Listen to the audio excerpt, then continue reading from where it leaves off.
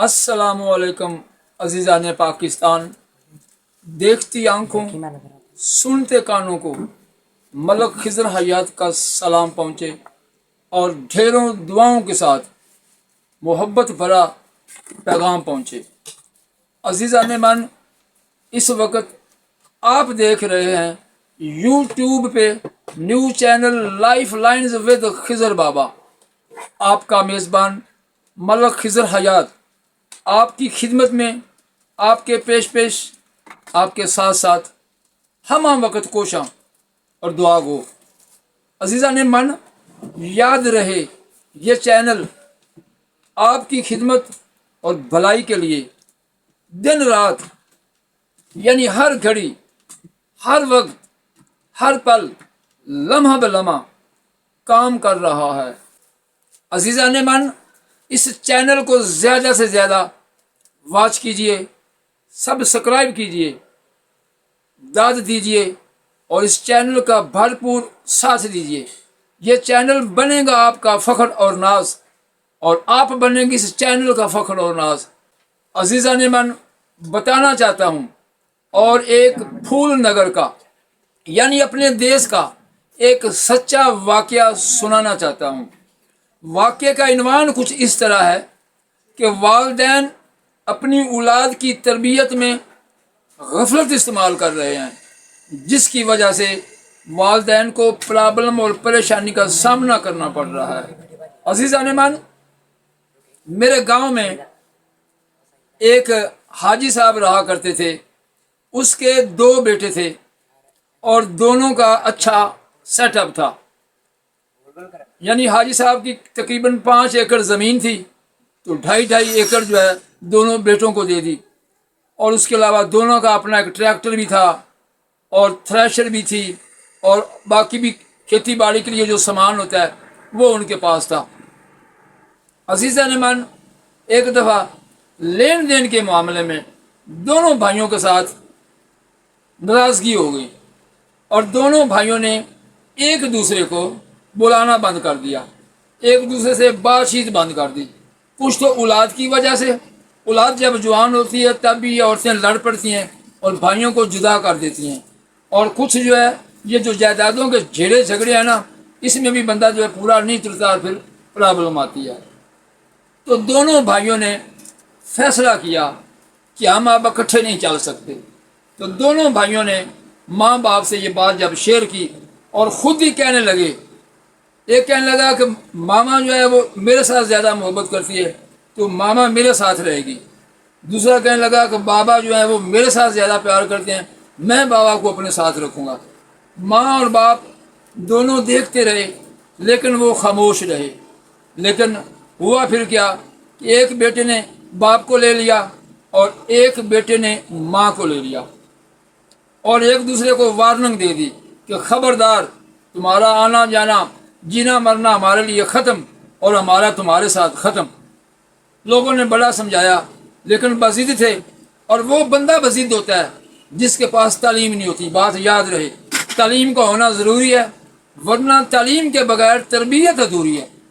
تو عزیزان من، پھر کیا ہوا؟ وقت چلتا گیا، 10-15 سال دونوں بھائیوں نے ایک دوسرے کو نہیں بلایا، بلکہ کوشش ہوتی تھی۔ شادی پہ بھی وہ کہتے تھے اگر اس کو بلاؤ گے تو میں نہیں جاؤں گا۔ اس طرح کر کے وہ برادری کو بھی پریشان کیا کرتے تھے اور مجبور کیا کرتے تھے۔ خیر، دکھ سکھ تو سانجھے ہوتے ہیں، مسئلہ چلتا گیا۔ یہ ایک دوسرے کو خود نہیں بلاتے تھے اور آگے اولاد بھی نہیں بلاتے تھے۔ ایک دن ایسا ہوا، 15 سال کے بعد وہ جو ان کے والد صاحب تھے، جن کا واقعہ شیئر کر رہا ہوں، وہ حاجی صاحب تھے، حاجی تاج دین کے نام سے مشہور تھے، اور الحمدللہ انہوں نے 3 حج کیے ہوئے تھے۔ تو ایک دن بس ان کا ضمیر جاگا، ان کو خیال آیا کہ قبر میں لگتے ہیں، ٹانگیں ہیں، اور میرے بیٹے آپس میں ناراض ہیں، تو میرا حج کس کام کا؟ وہ پریشان تھا۔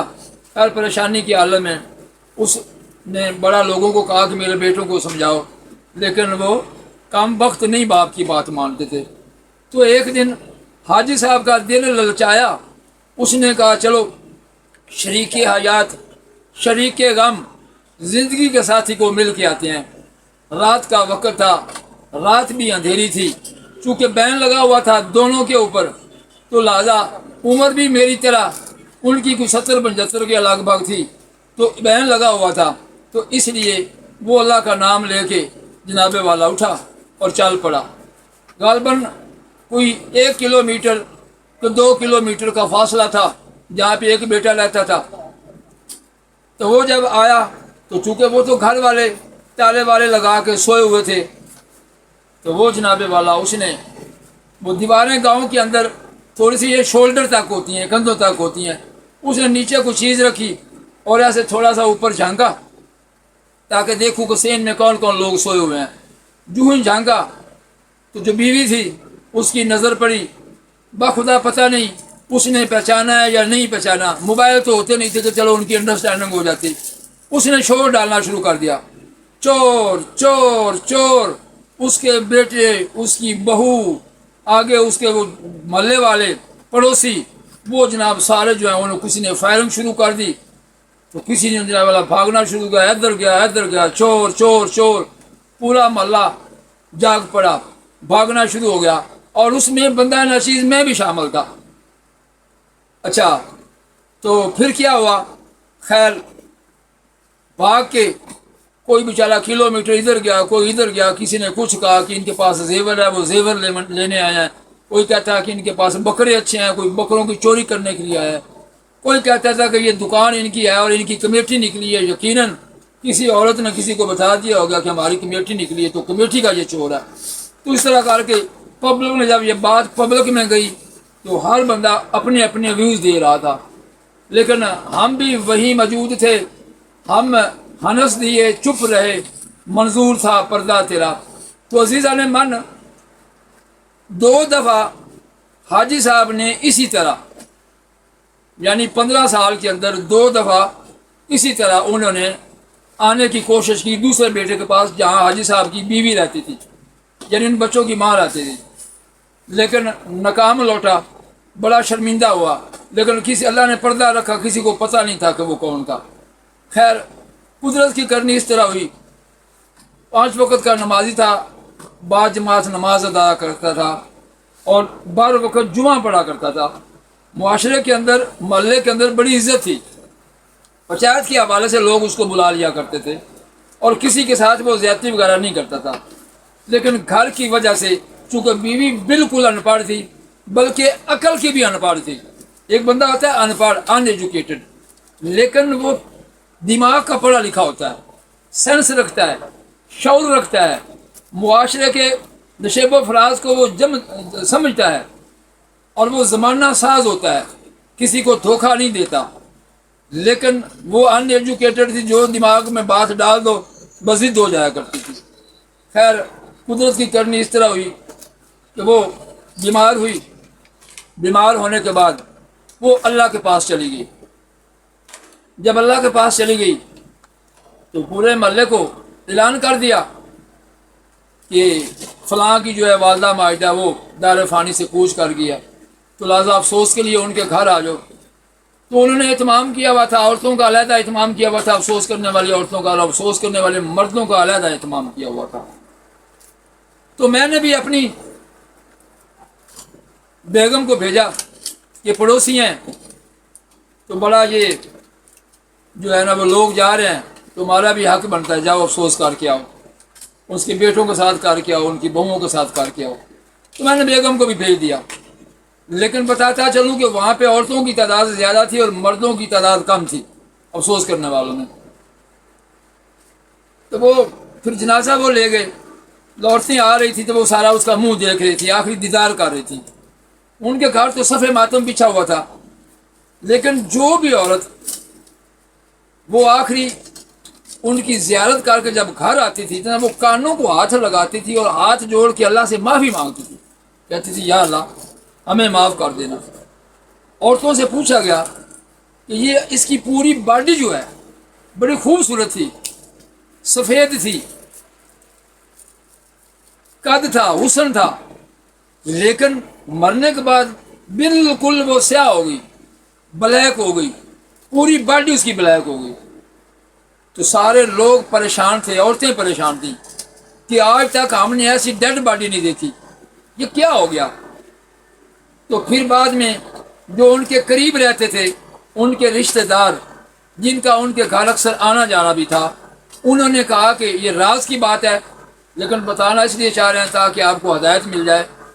یہ جو عورت ہے یہ اپنے خاوند کی نافرمان تھی اور 15 سال سے یہ فرار تھی ازواجی رشتے سے، ازواجی تعلق سے۔ 15 سال سے یہ اپنے شوہر کا منہ بھی نہیں اس نے دیکھا، بات بھی نہیں کی، بلکہ اگر کبھی اس نے کوشش کی بھی ہے تو اس نے ایسا ڈرامہ رچایا کہ چور چور کا شور ڈالا، اور پوری دنیا جناب ڈانگیں پکڑ کے، لاٹھیاں پکڑ کے اور لالٹینیں پکڑ کے، چونکہ دیہات تھا وہ جناب بھاگ نکلتے تھے کہ چور کو جانے نہیں دینا، پکڑو، ادھر گیا ادھر گیا ادھر گیا۔ تو یہ اس نے کیا تھا۔ تو یہاں پہ عزیزہ نے من بتانا یہ چاہ رہا ہوں کہ پھر جو اس کے بیٹے ہیں، اس کے بیٹوں کی تربیت کا حال دیکھیں کہ ایک بیٹے کا مہمان آ گیا، اس کو جب پتہ چلا کہ اس کی والدہ فوت ہو گئی، وہ افسوس کے لیے آ گیا، لوگ جوک در جوک افسوس کے لیے آ رہے تھے۔ تو اس نے کیا کیا، بیٹھک میں اپنے جو دو مہمان تھے ان کو بیٹھک میں بٹھا دیا۔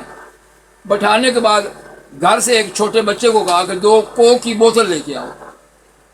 وہ بچہ تھا، اسے نہیں پتا تھا کہ یہ غمی پہ چیزیں پلائی جاتی ہیں کہ نہیں۔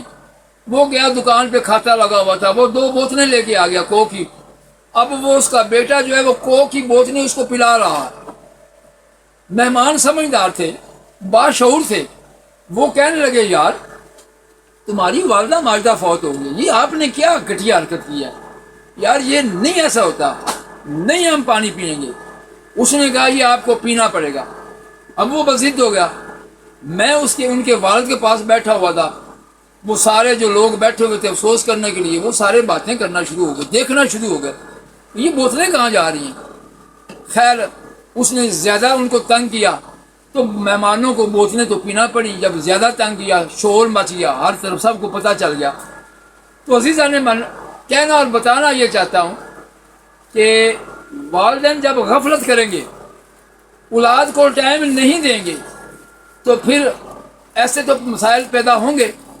حالات قیامت کی چال چل رہا ہے اور ہم بیٹھے مکھی پہ مکھی مارے جا رہے ہیں، اپنی نسل کو برباد کر رہے ہیں، تباہ کر رہے ہیں، اپنی مصروفیات کو ایسے ہم نے کر لیا ہے جیسے کولو والا بیل ہوتا ہے، اور ہم اپنی قیمتی اولاد کو ٹائم ہی نہیں دے رہے۔ وہ ہاتھ جو ہم نے مضبوط کرنے ہیں تاکہ بڑھاپے میں سہارا بنے، ہمارے کام آئیں اور معاشرے کے اندر مفید شہری بنے، سب کو فائدہ دیں، عزیزان نے وطن کے لیے کام کریں، باہر کے ملکوں میں جا کر روشن کریں اپنے ملک کا نام، والدین کے ارمان پیدا کریں، ان کے ارمان کو پورا کریں۔ لیکن ہم کس طرف جا رہے ہیں، اس کی صرف اور صرف وجہ یہ ہے کہ ہم ٹائم نہیں دے رہے اپنی اولاد کو۔ رہا مسئلہ، میں اکثر اپنے جیسے ہم عمروں کو یہ پیغام دیتا ہوں کہ یار جب اولاد آپ کی آپس میں ناراض ہوتی ہے، آپ کہاں ہوتے ہو؟ کیوں وہ ناراض ہوتی ہیں؟ ان کو ایک جھنڈے تلے، ایک سین میں، اپنے پہلو میں، اپنی گود میں ان کو بٹھاؤ اور ان کو سمجھاؤ، معاشرے کے واقعات ان کو سمجھاؤ، بتاؤ، آنے والے وقت کے لیے ان کو تیار کرو۔ اگر تیار نہیں کرو گے تو یہ بازو بجائے آپ کو فائدہ پہنچانے کے، یہ جوان بازو آپ کے سیدھے ہو جائیں گے۔ اور ایک بات اور بتاتا چلوں، جن ماؤں کی آپ کو دودھ پلاتے پلاتے چھاتیاں لٹک گئی ہیں، ان ماؤں کو اگر آپ محبت کی نگاہ سے نہیں دیکھو گے، ان کو ڈانٹو گے، ہاں جی، تو پھر تباہی اور بربادی کا انتظار کرو، وہ تمہارا مقدر بن کے رہے گی۔ اس لیے روٹھے ہوئے کو مناؤ، اپنے والدین سے محبت کرو، ان کے ساتھ مل کے بیٹھ کے کھانا کھایا کرو، بلکہ اپنے ہاتھوں سے ان کو کھلایا کرو جیسے انہوں نے آپ کو کھلایا ہے۔ عزیزان من، جب آپ ایسے کریں گے انشاءاللہ العزیز خوشحالیاں اور مسکراہٹیں، اور آپ کا گھر جو ہے وہ ایک جنت کا باغ بن جائے گا، جنت کا نظارہ پیش کرے گا، اور برادری میں ہوگی آپ کی عزت، آپ کا بلند ہوگا وقار اور معیار۔ اس لیے میری اس بات کو چھوٹی سی نہیں سمجھنا ہے، اس کو پلے باندھ لو اور پوری زندگی آپ نے اس کو بھی نہیں بھولنا بلکہ اپنے آنے والی نسلوں کو بتاؤ۔ ہمارے پاس جو تجربات مشاہدات واقعات ہیں وہ ہیں آپ کی امانت، مولا قسم ہم نے قبر میں نہیں لے کے جانے۔